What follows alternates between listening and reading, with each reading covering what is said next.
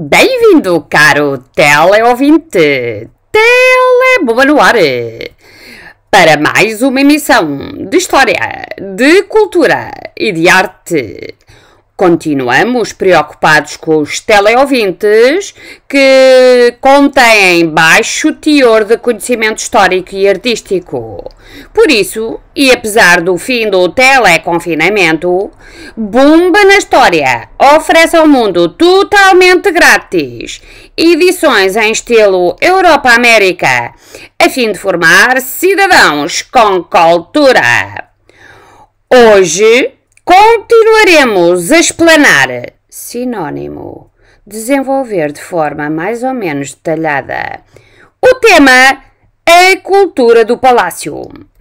Daremos particular atenção ao tema palácio, claro está, como habitação das elites, o humanismo e a imprensa. Também daremos uma atenção mais ou menos pormenorizada às reformas religiosas e à nova espiritualidade a partir do século XVI. Fique connosco, Sr. Teleouvinte, vai ser uma emissão e tanto. E não esqueça, hashtag eu aprendi com a Bumba. Teleboba no ar, bumbemos juntos.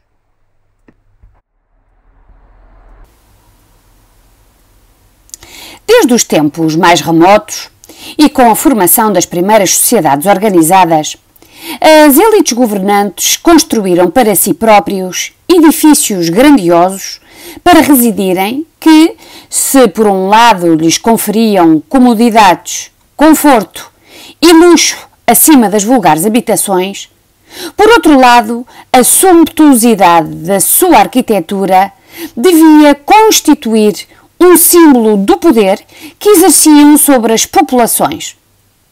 Ao longo da história, estas imponentes construções, que serviam de habitação a reis, nobres ou destacados representantes do clero, destacavam-se de todo o casario ou aglomerado urbano e foram genericamente denominadas por palácios. O termo palácio provém de palatium, a designação atribuída às imponentes construções situadas no Monte Palatino, uma das 7 colinas de Roma, que serviam de residência aos Césares imperiais. A celebridade deste sítio decorre da lenda da fundação de Roma, acreditando-se que foi no Palatino, o local onde Rómulo edificou a primeira cidade quadrada. Aqui foram construídos os palácios de César Augusto, Tibério e Domiciano. Se ao longo da Idade Média toda a vida política, económica e cultural se centrou praticamente nos mosteiros e nos castelos, a partir do século XII, com o renascer da vida urbana, o crescimento das cidades e o surgimento da burguesia, geraram-se alterações políticas, sociais e culturais com repercussões nos modos de vida dos grupos sociais mais abastados, que se exprimiram sobretudo nos palácios. Ou seja, a ascensão social e económica das grandes famílias burguesas do Renascimento vai refletir-se também na construção dos palácios, para a qual destacavam as suas fortunas e convocavam os arquitetos mais reputados.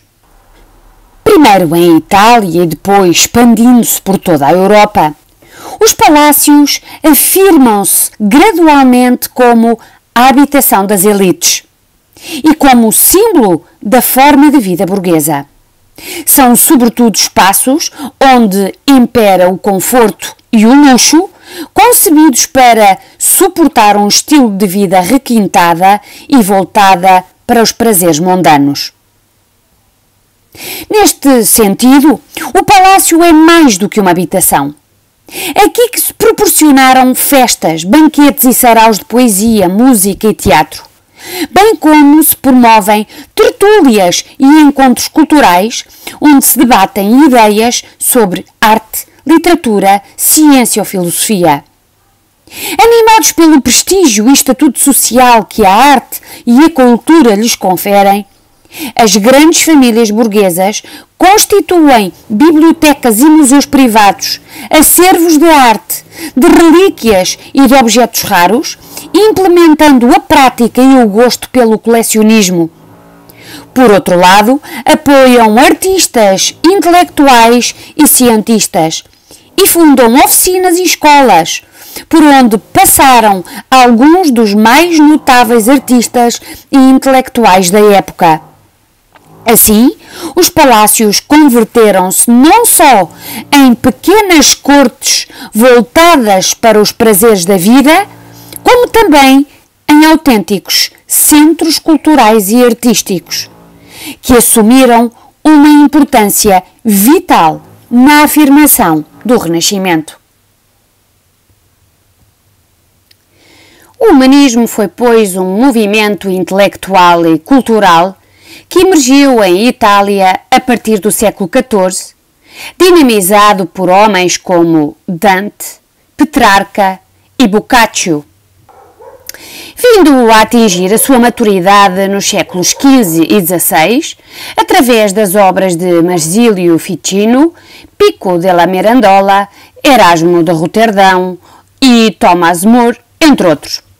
De certo modo, quer a migração para a Itália dos intelectuais bizantinos após a tomada de Constantinopla pelos otomanos, levando com eles a tradição cultural clássica, quer a invenção da imprensa por Gutenberg, que favoreceu a difusão das letras e das ideias, ou quer a ação patrocinada por mecenas, estes foram fatores de desenvolvimento do humanismo.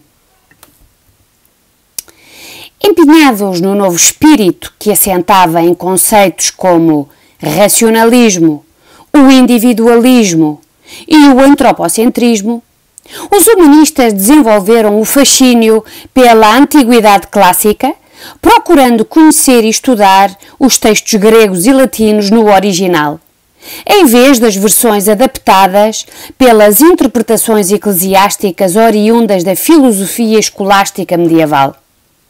Na procura das fontes autênticas antigas, os humanistas restauraram o grego e o latim para a sua pureza original, estabelecendo a cultura clássica como base de todo o desenvolvimento cultural, intelectual, ético e moral.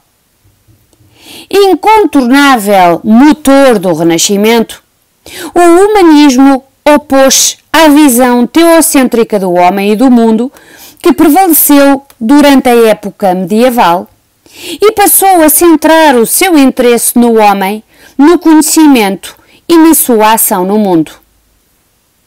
Sem deixar de acreditar em Deus, os humanistas reconciliaram a espiritualidade cristã com o racionalismo clássico, reinterpretaram a Sagrada Escritura, a Bíblia, e conferiram um sentido mais humanista à religião. Por exemplo, defendendo o acesso da palavra divina a todos, Erasmo de Roterdão fez a primeira tradução da Bíblia para a língua vernacular em 1516. Enquanto isso, muitos anos antes, já Johannes Gutenberg tinha inventado a imprensa de tipos móveis, vindo a Bíblia em latim a ser o primeiro livro impresso e publicado em 1455. De facto, o ideal humanista de difusão do conhecimento teve um forte impulso com o desenvolvimento da imprensa, que possibilitou a publicação e divulgação de textos em línguas vernaculares, isto é, dialetos nacionais, em detrimento do latim de utilização exclusiva nos meios académicos. Esta maior acessibilidade à informação e ao conhecimento, proporcionada pela proliferação de tipografias e pela generalizada publicação de livros, favoreceu a livre circulação de ideias e o debate crítico entre as populações, o que acabou por desafiar o poder das autoridades políticas e religiosas, até então detentoras absolutas do saber.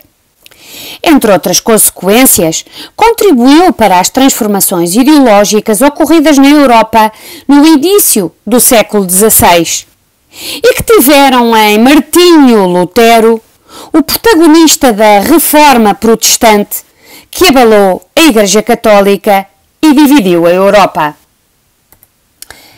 A primeira metade do século XV assistiu à desagregação política da Europa, ao saque de Roma em 1527 pelas tropas de Carlos V, imperador do Sacro Império Romano-Germânico, e à divisão da Igreja Católica Romana. Os países nórdicos criticavam no Papa o excessivo protagonismo político em detrimento do espiritual.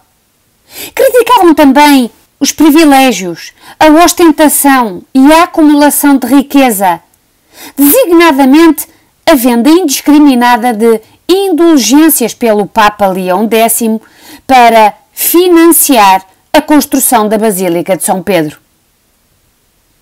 O movimento de contestação ao catolicismo romano, que conduziu à Reforma Protestante, foi iniciada em 1517 pelo monge alemão Martinho Lutero, com a publicação das 95 teses de protesto contra a doutrina da Igreja Católica e, sobretudo, opondo-se à venda de indulgências pela Igreja.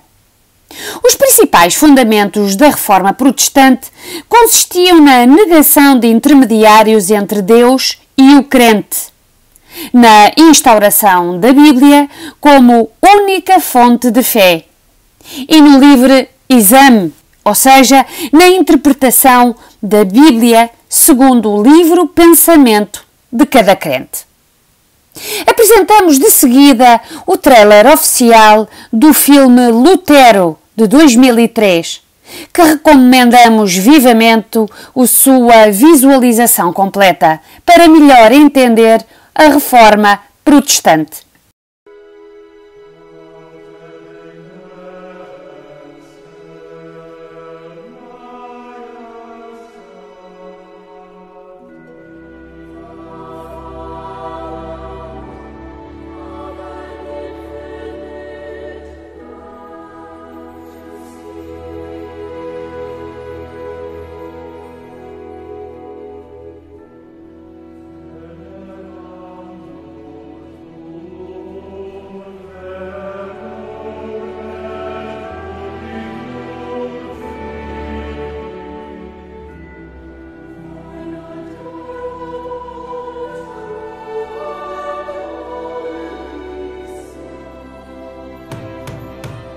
Where is this Martin Luther? No, don't let me die like a dog on this road.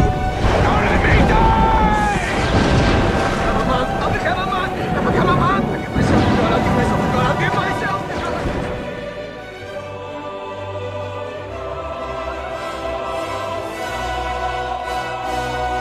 By order of His Holiness, Pope Leo X, the works of Martin Luther shall be erased from the memory of man!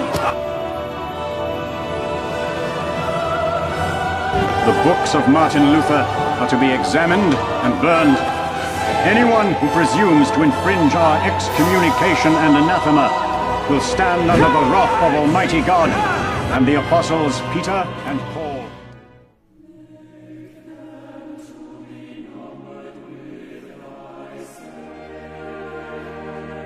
My criticism was not of the Holy Father himself, but of those rogues who claim to represent him. You have been summoned to appear by Rome. You're threatened with excommunication. Did you really think there wouldn't be a cost? You recant. Yes. So, I cannot.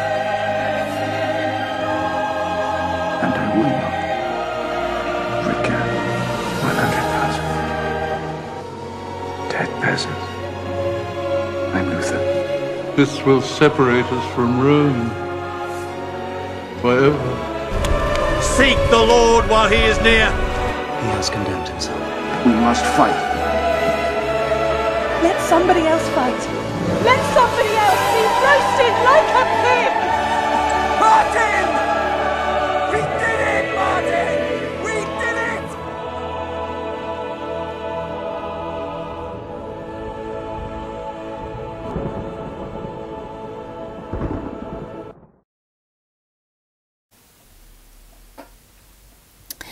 Obtendo a aceitação generalizada no mundo germânico e escandinavo, a Alemanha, Suíça, Países Baixos, Inglaterra, Hungria e países bálticos, entre outros, que se libertaram da tutela política, económica e cultural de Roma, a nova doutrina provocou uma autêntica revolução na Europa.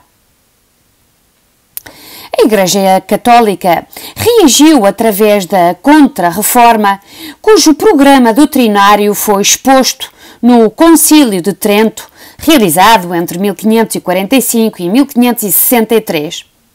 Estas eram reuniões periódicas das elites eclesiásticas, onde se estabeleceu um conjunto de prescrições dogmáticas e reformas disciplinares que deviam restabelecer a unidade católica. Assim, foi restabelecido o Tribunal do Santo Ofício, a Inquisição, para julgar e condenar as práticas hereges.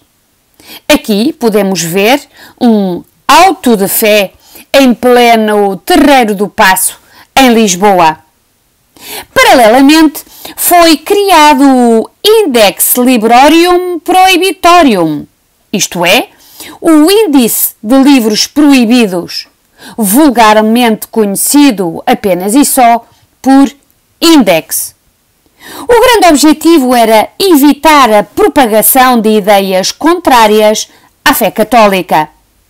Foram tempos de instabilidade, extremismos, perseguições e autos de fé, guerras civis, fome e peste. A história do Renascimento em Itália está diretamente relacionada com a da família Médicis, na época uma das mais ricas da Europa, que governou Florença e elevou-a a centro do humanismo e do Renascimento na segunda metade do século XV. Os Médicis foram uma das famílias italianas mais poderosas e influentes, tendo governado Florença entre 1434 e 1737. Tendo sido Lourenço de Médicis o seu mais destacado representante. Descendentes de comerciantes e banqueiros, a extensão das suas atividades ao mundo do comércio, dos negócios e das finanças, por exemplo, o Banco Médicis, fundado em 1397, foi um dos maiores da Europa. Trouxe-lhes riqueza, influência e poder político, atingindo o apogeu entre os séculos XV e XVII. O seu poder iniciou-se com João de Bicci, dele descendendo Cosme o Velho e o seu neto Lourenço o Magnífico. Cosme o Velho, que podemos ver na imagem central, foi fundador da dinastia política dos Médicis. Homem culto, mecenas e patrono de artistas e humanistas, fundou bibliotecas, mandou construir vilas e palácios e patrocinou a célebre Academia de Florença, neoplatónica, dirigida pelo filósofo humanista Marsilio Ficino. Após a sua morte, o seu sucessor, Lourenço o Magnífico, assim chamado pelos seus contemporâneos, deu uma nova dimensão a todo este património. Dirigiu a cidade com grande diplomacia e habilidade política. Levou o comércio e a indústria de Florença a um nível superior ao de qualquer outra cidade europeia. E patrocinou o desenvolvimento das artes, das letras e das ciências, tornando Florença a capital intelectual da Europa. Dotado de uma grande sensibilidade artística e governando num clima de prosperidade, Lourenço, ele próprio músico e poeta, patrocinou festivais e teatros, construiu palácios e jardins e tornou o seu palácio o centro de uma cultura de redescoberta da antiguidade clássica, promovendo saraus onde ele próprio tinha uma participação ativa. Foram seus hóspedes regulares os filósofos Masilo Ficino e Pico della Mirandola, os poetas Pulci, Poliziano e os artistas Botticelli, Ghirlandaio e Miguel Ângelo, entre outros.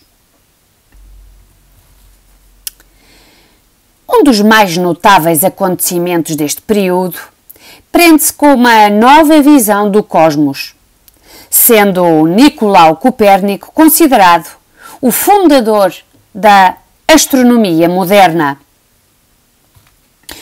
Copérnico foi um cônego polaco que se dedicou a diversas atividades e estudos, matemática, medicina, advocacia, administração de propriedades, entre outras, distinguindo-se sobretudo no campo da matemática e da astronomia. A teoria heliocêntrica do universo, a que dedicou grande parte da sua vida, constituiu um dos maiores contributos para a evolução da ciência. Até ao século XV, prevaleceu a visão geocêntrica do cosmos, tal como havia sido estruturada pelos gregos Aristóteles, Ptolomeu e outros sábios antigos.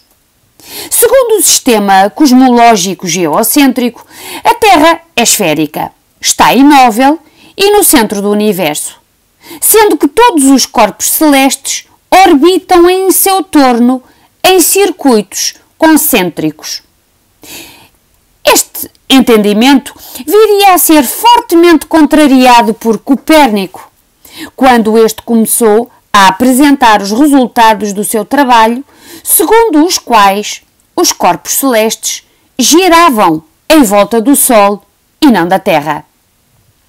Partindo de alguns estudos pioneiros que se aproximavam desta tese, tais como os do grego Aristarco de Samos, Copérnico apresentou a teoria do helocentrismo, demonstrando que a Terra e os restantes planetas efetuam dois movimentos. Um em torno de si próprios, movimento de rotação, e outro em torno do Sol, movimento de translação. A teoria do heliocentrismo foi publicada em 1543, no ano da sua morte, no livro Da Revolução dos Corpos Celestes, que Copérnico dedicou ao Papa Paulo III, uma obra na qual apresenta várias demonstrações através de cálculos matemáticos. Primeiro, o centro do universo é o Sol. Segundo, os movimentos dos astros são uniformes, circulares e constantes, formando uma combinação de vários círculos. Terceiro, a ordem dos planetas a partir do Sol é Mercúrio, Vênus, Terra, Lua, Marte, Júpiter, Saturno e as estrelas fixas. Quarto, a Terra tem 3 movimentos: a rotação diária, a translação anual e a lenta inclinação anual do seu eixo de rotação, o que provoca os equinócios. Quinto, o movimento retrógrado dos planetas é explicado pelo movimento da Terra. Como a sua base de estudo eram as observações a olho nu, auxiliadas por instrumentos astronómicos como um quadrante, uma esfera armilar e outros conhecidos na época, no imediato as suas ideias foram recebidas com alguma prudência na comunidade científica, gerando mesmo alguma polémica. Só mais tarde cientistas como Galileu Galilei ou Johannes Kepler viriam a desenvolver e a comprovar as suas teses. Porém, como o heliocentrismo era contrário ao geocentrismo que durante séculos fora admitido pela Igreja, constando mesmo das Sagradas Escrituras, que a Terra era o centro do universo. O livro da Revolução dos Corpos Celestes Foi inscrito no Índice de livros proibidos pela Igreja Católica e foi proibido até 1835. E foi assim, senhor caro teleouvinte, que chegamos ao fim de mais uma emissão empolgante ao nível cultural desta vossa emissão, este vosso programa de eleição Telebumba. Informamos que na nossa próxima emissão daremos continuidade a este monumental tema que é a cultura do Palácio, mas daremos especial atenção à pintura do Renascimento. Até lá, siga-nos no canal de sempre do youtuber Telebumba. Hashtag Eu Aprendi com a Bumba. Siga-nos, acompanhe-nos e divulgue para outros se tornarem também tão ou mais cultos quanto o teleouvinte. Até sempre!